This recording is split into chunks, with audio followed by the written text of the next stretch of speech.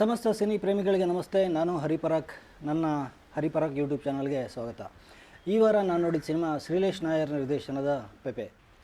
ಇದು ಡಾಕ್ಟರ್ ರಾಜ್ಕುಮಾರ್ ಕುಟುಂಬದ ಕುಡಿ ವಿನಯ್ ರಾಜ್ಕುಮಾರ್ ಅವರು ಹೊಸತನಕ್ಕೆ ತೆರೆದುಕೊಂಡಿರುವ ಸಿನಿಮಾ ಅಂತಲೇ ತುಂಬ ಮೈಲೇಜ್ ಗಳಿಸಿದಂಥ ಒಂದು ಚಿತ್ರ. ಹಾಗಾಗಿ ಈ ಚಿತ್ರಕ್ಕೆ ಪ್ರೇಕ್ಷಕ ಹೇಗೆ ತೆರ್ಕೊಳ್ತಾನೆ ಅನ್ನೋದನ್ನು ತುಂಬ ಜನ ತುಂಬ ಕುತೂಹಲದಿಂದ ಕಾಯ್ತಾಯಿದ್ರು. ಆದರೆ ಪ್ರೇಕ್ಷಕ ಇದನ್ನು ಈ ಸಿನಿಮಾಗೆ ತನ್ನಂತಾರು ತೆರ್ಕೊಳ್ಳೋದಕ್ಕಿಂತ ಮುಂಚೆ ಈ ಸಿನಿಮಾ ಹೆಂಗೆ ತಗೋತಾನೆ ಅನ್ನೋದೇ ಒಂಥರ ಜಿಜ್ಞಾಸೆ ಥರ ಅಂತ ಅನಿಸಿದರೆ ಸಿನಿಮಾ ನೋಡಿದ್ಮೇಲೆ ತಪ್ಪೇನಿಲ್ಲ. ಅಂದಾಗೆ ಪೆಪೆ ಅನ್ನೋ ಹೆಸರೇ ಒಂದು ಸ್ವಲ್ಪ ಸ್ಪೆಷಲ್ ಸೌಂಡಿಂಗ್ ಇರೋ ಅಥವಾ ಒಂದು ಸ್ಪೆಷಲ್ ಟಚ್ ಇರೋ ಅಂಥ ಒಂದು ನಿರೀಕ್ಷೆ ಮೂಡಿಸಿದಂಥ ಒಂದು ಟೈಟ್ಲು. ಈ ಸಿನಿಮಾಗೆ ನಮ್ಮ ಪ್ರೇಕ್ಷಕ ಹೇಗೆ ರಿಯಾಕ್ಟ್ ಮಾಡ್ತಾನೆ, ಈ ಸಿನಿಮಾದ ನಿರ್ದೇಶಕ ಶ್ರೀಲೇಶ್ ನಾಯರ್ ಅವರು ಪ್ರೇಕ್ಷಕನಿಗೆ ಯಾವ ಥರದ ಸಿನಿಮಾ ಕೊಟ್ಟಿದ್ದಾರೆ ನೋಡೋಣ ಬನ್ನಿ. ಮೇಲ್ನೋಟಕ್ಕೆ ಪೆಪೆ ಸಿನಿಮಾನ ಒಂದು ಸೇಡಿನ ಕತೆ ಅಂತ ತುಂಬ ಸುಲಭವಾಗಿ ಹೇಳ್ಬಿಡ್ಬೋದು. ಈ ಸಿನಿಮಾದಲ್ಲಿ ಒಂದು ತೊರೆ, ಊರಿನ ಒಂದು ಪ್ರಮುಖ ಭಾಗ ಆಗಿರೋ ಒಂದು ತೊರೆ ಸಿನಿಮಾದ ಪ್ರಮುಖ ಭಾಗ ಕೂಡ ಆಗಿದೆ. ಈ ತೊರೆ ಈ ಸಿನಿಮಾದಲ್ಲಿ ಒಟ್ಟಾರೆ ಒಂದು ಪ್ರತಿಷ್ಠೆಯ ವಿಷಯ ಆಗಿ ನಿಮಗೆ ಕಾಣಿಸುತ್ತೆ.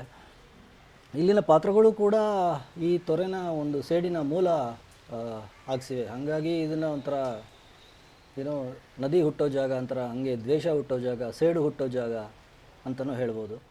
ತೊರೆದು ಜೀವಿಸಲಾರೆ ಸೇಡು ಅನ್ನೋ ಭಾವವನ್ನು ಅನ್ನುವ ಇಲ್ಲಿಯ ಎಲ್ಲ ಪಾತ್ರಗಳು ಕೂಡ ಸಿನಿಮಾ ಮುಗಿಯೋವರೆಗೂ ತುಂಬ ಶ್ರದ್ಧೆಯಿಂದ ಅದನ್ನು ಮುಂದುವರಿಸಿವೆ.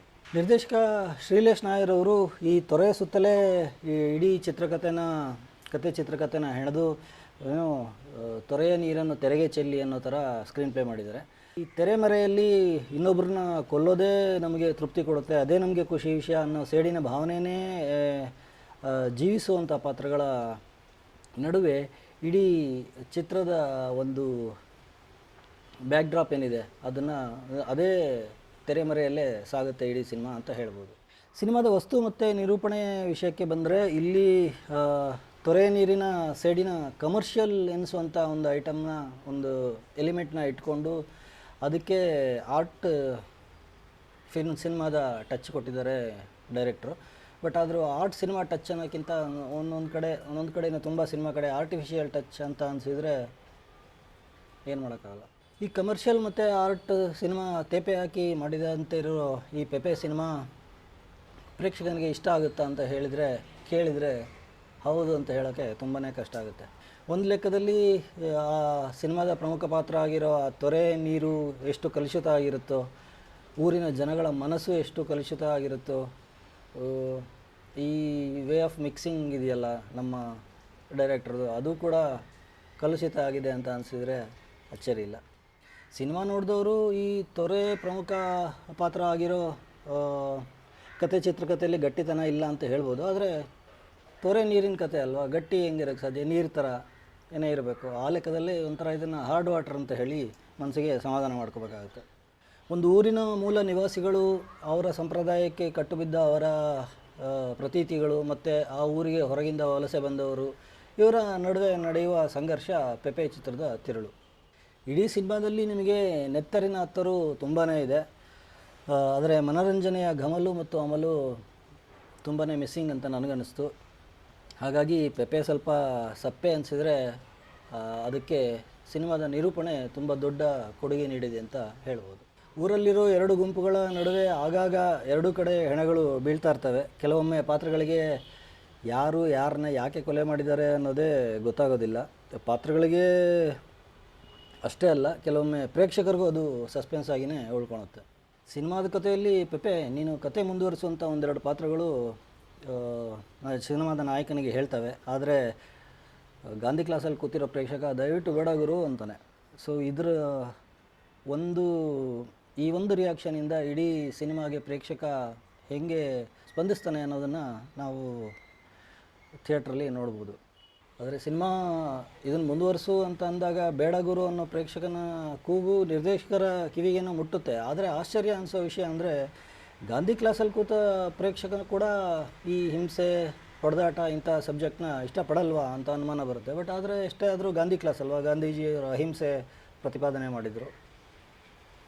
ಈ ಎಲ್ಲ ಕಾರಣಗಳಿಗಾಗಿ ಪೆಪೆ ಸಿನಿಮಾ ಕೇವಲ ಒಂದು ವರ್ಗದ ಆಡಿಯನ್ಸ್ಗೆ ಮಾತ್ರ ಇಷ್ಟ ಆಗುವಂಥ ಸಿನಿಮಾ ಅನಿಸಿದರೆ ಅದು ನಿಜ ಕೂಡ. ಆದರೆ ಯಾವ ವರ್ಗಕ್ಕೆ ಅಂತ ಹೇಳೋದು ಸ್ವಲ್ಪ ಕಷ್ಟ ಆಗುತ್ತೆ.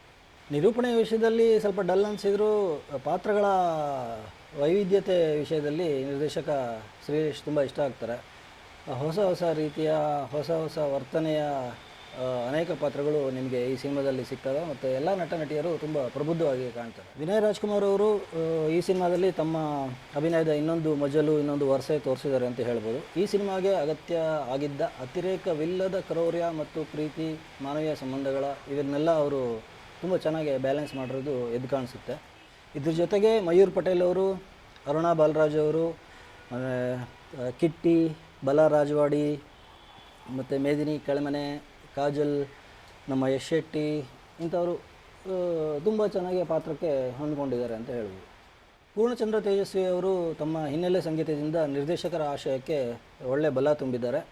ಇನ್ನು ಕ್ಯಾಮ್ರಾ ಡಿಪಾರ್ಟ್ಮೆಂಟಿಗೆ ಬರೋದಾದರೆ 4-5 ಜನ ಕೈಯಾಡಿಸಿದ್ದಾರೆ ಛಾಯಾಗ್ರಹಣ ವಿಭಾಗದಲ್ಲಿ. ಆದರೆ ಅವರು ಬರೀ ಕೈಯಾಡಿಸಿರೋದು ಅಷ್ಟೇ ಅಲ್ಲ, ನಿರ್ದೇಶಕ ಶ್ರೀಲೇಶ್ ಕೂಡ ಸ್ವಲ್ಪ ತಲೆ ಓಡಿಸಿದ್ದಾರೆ ಅಂತ ಅವ್ರ ಕೆಲಸದಲ್ಲಿ ಗೊತ್ತಾಗುತ್ತೆ. ಒಟ್ಟಾರೆ ಹೇಳೋದಾದರೆ ವಿನಯ್ ರಾಜ್ಕುಮಾರ್ ಅವರ ಪ್ರದೀಪ್ ಅನ್ನೋ ಕ್ಯಾರೆಕ್ಟರ್ನ ಸಿನಿಮಾದಲ್ಲಿ ಎಲ್ಲರೂ ಪ್ರೀತಿಯಿಂದ ಪೆಪೆ ಅಂತ ಕರೀತಾರೆ. ಆ ಮಟ್ಟಿಗೆ ಅವರು ಪೆಪೆಗೆ ಪ್ರೀತಿ ತೋರಿಸಿದ್ದಾರೆ. ಆದರೆ ಅದೇ ಮಟ್ಟದ ಪ್ರೀತಿಯನ್ನು ಸಿನಿಮಾ ನೋಡೋ ಪ್ರೇಕ್ಷಕ ಕೂಡ ತೋರಿಸ್ತಾನ ಅಂತ ಕೇಳಿದ್ರೆ ಉತ್ತರ ಹೇಳೋದು ತುಂಬ ಕಷ್ಟ.